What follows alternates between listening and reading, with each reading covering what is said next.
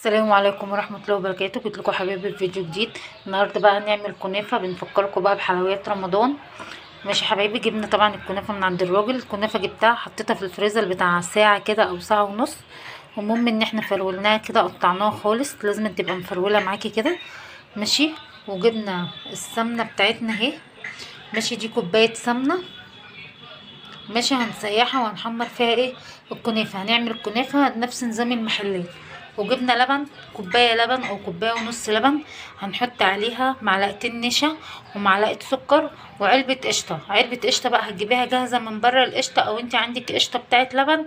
انا عندي قشطة بتاعت لبن، هحطها ايه عليها، ودي اللي هتبقى الحشو بتاعنا اللي هي ايه كنافة بالقشطة. ماشي حبايبي. وطبعا عملنا الشربات، حطينا كوباية ونص مية او كوبايتين مية على كوبايه ونص سكر.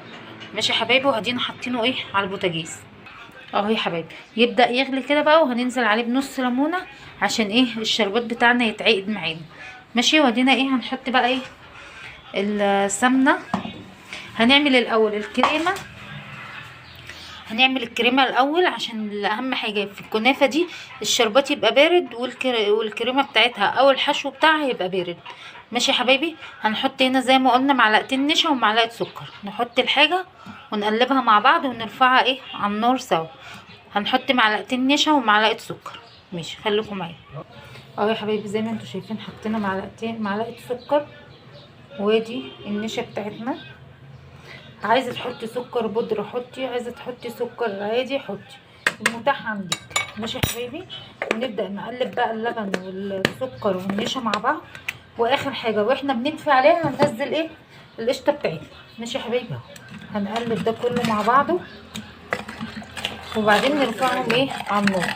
ماشي يا حبايبي، خليكم معايا اهو يا حبايبي. زي ما انتم شايفين اهو، قلبنا طبعا اللبن مع النشا مع معلقه السكر.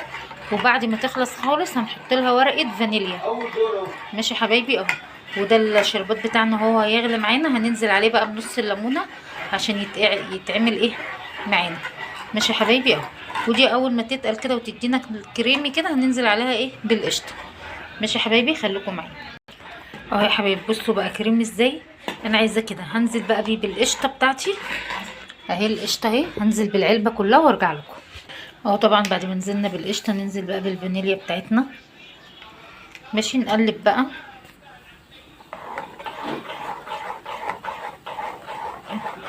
ده كده القوام بتاعنا اهو. ماشي، هنسيبه بقى يبرد خالص. والشربات بتاعنا اهو خلاص قرب دقيقتين بالظبط وهنطفي عليه. ماشي يا حبايبي، نقلب بقى ده كله كده عشان القشطه ما تبقاش مكلكعه. دي كده قشطه بلدي بيتي. ماشي يا حبايبي. دي الحشوه كده بتاعتنا، هنسيبها تبرد ان كل حاجه هتنزل فيها تبقى بارده. ماشي يا حبايبي اهو يا حبايبي. ادي كمان الشربات جاهز، وادي الكريمه بتاعتنا زي ما قلنا القشطه بتاعتنا كده ايه. دي بردت اهي، وده هيبرد. اهم حاجه يكون الاتنين دول باردين. ناخد بقى الكنافه. حطينا طبعا ايه كوبايه سمنه وعليها معلقتين زيت، عشان طبعا الكنافه ايه ما تتحرقش مننا. احنا هنحمر الكنافه نفس تحميره الشعريه بتاعه الرز. ماشي يا حبايبي، يلا بينا نحمرها سوا. هنسيح الاول السمنه على النار، وبعدين ننزل بالكنافه فيها اهو يا حبايبي. زي ما انتم شايفين السمنه ساحت اهي. هننزل بقى ايه بالكنافه بتاعتنا.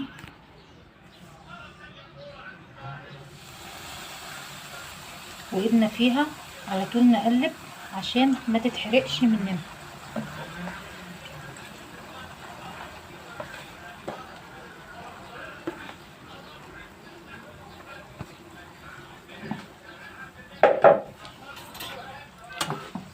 هنقلب كده بقى عشان كلها تبقى واخده ايه.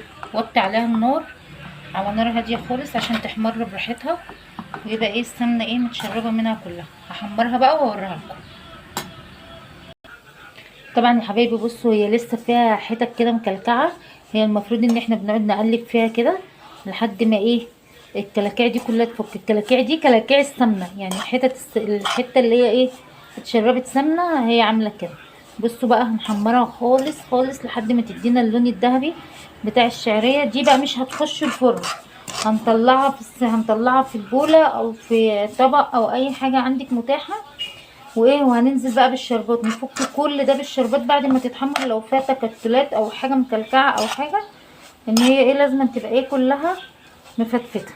ماشي يا حبايبي اهو، ما نخليش جنب، ما نقلبوش. كل ده كده ننزل كده. بصوا دي حتت السمنه اهي، اول ما تبدا تتشمع بس كده وتحمر شويه وتنشف معانا على النار، هنروح هتروح فكه كلها. واحنا برضو بنسقيها الشربات، هنسقيها الشربات قبل ما نحط في الصينيه بتاعتنا. ماشي يا حبايبي اهو، زي ما انتوا شايفين ادينا مع بعض خطوه بخطوه. كل التلكيع ده لازم نفكه. بصوا دي حتت سمنه، الحته اللي جت فيها السمنه او تريت احنا بنفكها. بصوا هتتفك معاكم اول ما تنزل على الصينيه او القلايه اللي انت بتحمريها فيها، هتلاقيها فكت خالص. واحنا برضو اول ما تتحمر هتتفك معانا في الشربات. ماشي يا حبايبي، مش هنحطها في الصينيه ولا هندوس عليها جامد في الصينيه الا لما تكون كل التكتلات دي فكت خالص. ماشي يا حبايبي اهو. بصوا تبدا تاخد اللون ده كده. احنا بقى عايزين اللون بتاع الشعريه، اللون الذهبي الجميل بتاعنا ده. ماشي يا حبايبي اهو، خليكم معايا. كل ما بنقلب كل ما اللون بيدي اللون الذهبي ازاي معانا. احنا لسه هي هتاخد وقت بس شويه عشان احنا عاملينها على نار هاديه، ان هي كنافه انتوا عارفين ما بتاخدش اصلا سوا. مش بس هي لو اتسابت على نار عاليه هتتلسع مننا وهيبقى فيها محروق كتير، انا مش عايزه فيها محروق. ماشي يا حبايبي اهو. اول بقى ما تخلصها خالص هوريكم. بصوا ابتدت تدي اللون الذهبي اهو. احنا بقى صابرين عليها شويه كمان تحمر عن كده شويه كمان. وبصوا فرقناها خالص ازاي، ما فيهاش كلاكيع ازاي. هو ده المطلوب. هناخد نصها بقى يبقى تحت في الصينيه، والنص التاني فوق اللي هو هنغطي الحشو بتاعنا بيه. ماشي يا حبايبي اهو زي ما انتوا شايفين كده. هخلصها بقى خالص واوريها لكم اهو يا حبايبي. زي ما انتوا شايفين اهو شلنا الكنافه من على النار اهو. ماشي، نعمل ايه بقى؟ هننزل عليها بالشربات وهو سخن. ماشي اهو، هناخد حبه شربات. طبعا الشربات بارد اهو وهي سخنه. نقلب بقى كده نسقيها من الشربات. اول ما تبدا كلها تتشرب من الشربات نقسمها على 2. هنقسم في الصينيه من تحت ونحط الباقي على الصينيه.